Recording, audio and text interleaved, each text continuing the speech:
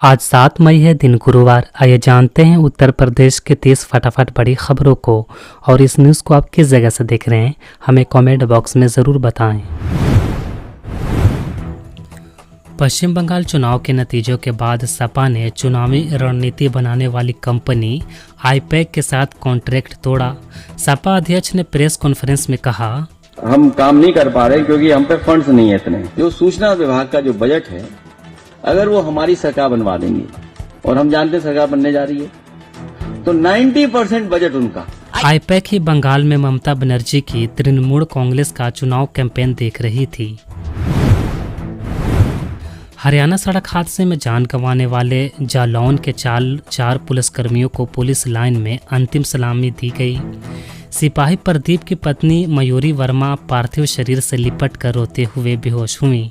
66 दिन पहले ही शादी हुई थी। सभी के परिवार में एक सदस्य को सरकारी नौकरी और 1 करोड़ 90 लाख रुपए दिए जाएंगे। गाजियाबाद में बुधवार दोपहर बदमाशों ने 20 लाख रुपए से भरी एटीएम कैश वैन लूट ली। ड्राइवरों को बंधक बनाकर फायरिंग भी की। कैश वैन लेकर एक्सप्रेसवे के रास्ते हापुड़ की ओर भागे। कैश वैन को लावारिस हालत में छोड़कर फरार हुए। सपा मुखिया अखिलेश यादव के पश्चिम बंगाल दौरे से पहले मंत्री ओम प्रकाश राज्य भर में तंज कसते हुए लिखा, ममता बनर्जी हफ्तों इंतजार करती रहीं, लेकिन अखिलेश नहीं गए। भयानक गर्मी में वो बाहर नहीं निकलते। आगे कहा कि शहजादों को याद रखना चाहिए कि अब सिंहासन पर जनता विराजमान है। हरदोई में 7 साल के बच्चे के अपहरण के बाद हत्या करने वाले आरोपी महनूर को पुलिस ने एनकाउंटर में मार गिराया। पुलिस ने एक दिन पहले ही 50,000 का इनाम घोषित किया था। आरोपी ने 7 लाख रुपए की फिरौती ना मिलने पर बच्चे के साथ कुकर्म करके हत्या की थी। प्रयागराज में सीएम योगी बोले, यूपी में जीरो टॉलरेंस की नीति लागू करने के बाद से निवेशक और निवेश बढ़ा। हमारी उदारता को कोई विवशता न समझे। यूपी में बुधवार को पश्चिमी और पूर्वी यूपी में धूप निकली, जबकि बुंदेलखंड के कई जिलों में बारिश हुई। मंगलवार देर रात गाजियाबाद और नोएडा में तेज हवाओं के साथ बारिश हुई। ओले भी गिरे।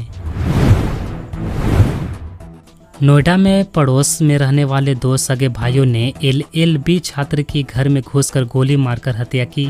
1 सीने में और 2 गोली पेट में लगी। 4 दिन पहले सफाई को लेकर झगड़ा हुआ था। शादी से लौटते वक्त घेर कर फायर किया गया। लखनऊ में आरसीबी और एलएसजी के बीच मुकाबले से पहले विराट कोहली पहुंचे। कोहली को देखने के लिए लोगों ने दोगुने दामों पर टिकट खरीदे। 2000 से लेकर 50,000 तक के टिकट बिके। वाराणसी में बारात में झगड़े के बाद युवक की पत्थर से सिर और चेहरा कुचकर हत्या। परिवार ने सड़क पर डेड बॉडी रखकर जाम लगाया। पुलिस से आश्वासन मिलने के 5 घंटे बाद प्रदर्शन खत्म किया। कानपुर में बारात से लौट रही वैन की डंपर से टक्कर के बाद 6 गाड़ियां टकराई। 16 बाराती घायल हुए। 20 किलोमीटर लंबा जाम लगा। पुलिस ने 3 घंटे में हटाया। आरा और फिरोजाबाद के रहने वाले 2 दोस्तों की राजस्थान में मौत। एक की हालत गंभीर।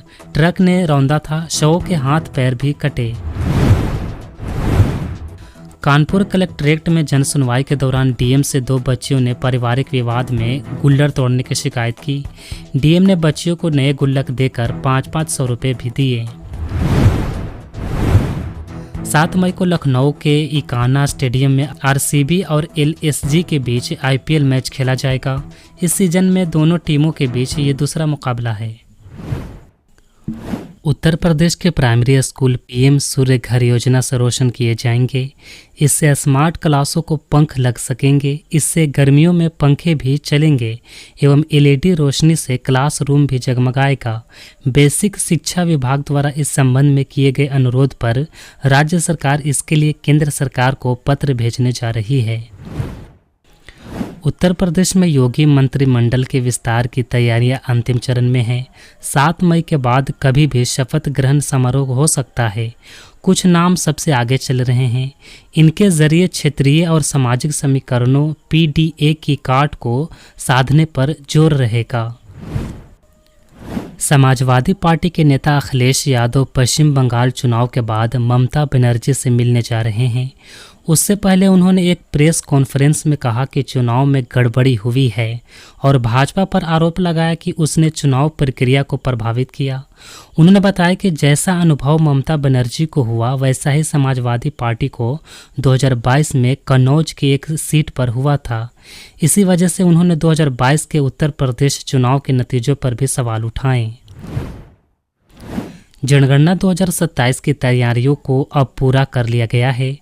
22 मार्च से शुरू हो रहे पहले चरण के पूर्व 7 से 21 मई के बीच सब गणना होनी है।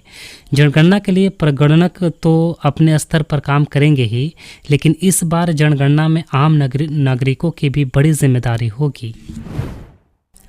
कानपुर में प्रीपेड स्मार्ट मीटरों को पोस्टपेड करने के फैसले के बाद 1.30 लाख 4G नेटवर्क वाले प्रीपेड स्मार्ट मीटरों को पोस्टपेड कर दिया जाएगा। केस्को ने पिछले 1 साल में पुराने पोस्टपेड मीटरों को बदलकर 1.61 लाख स्मार्ट मीटर लगाए थे।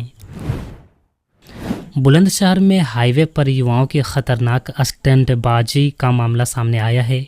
कोतावली देहात क्षेत्र के सयाना रोड स्थित इमलिया गांव के पास कुछ युवक चलती कार और बाइक पर जानलेवा करतब करते नजर आए, जिसका वीडियो सोशल मीडिया पर तेजी से वायरल हो रहा है। लखीमपुर खीरी में एक बच्ची की मासूम अपील पर जिला प्रशासन तुरंत हरकत में आ गया है। दरअसल कक्षा 1 की छात्रा मानवी सिंह ने सोशल मीडिया पर एक वीडियो साझा कर अपने घर के पास पानी से भरी सड़क की मरम्मत कराने की गुहार लगाई थी।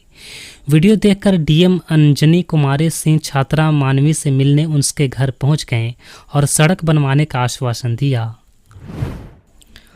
यूपी में हर जिले के खास व्यंजन को विशेष और वैश्विक पहचान दिलाए जाने का रास्ता साफ हो गया है। कैबिनेट की बैठक में सोमवार को सूक्ष्म लघु व मध्यम उद्यम विभाग की एक जिला एक व्यंजन योजना लागू किए जाने के प्रस्ताव को मंजूरी दी गई है।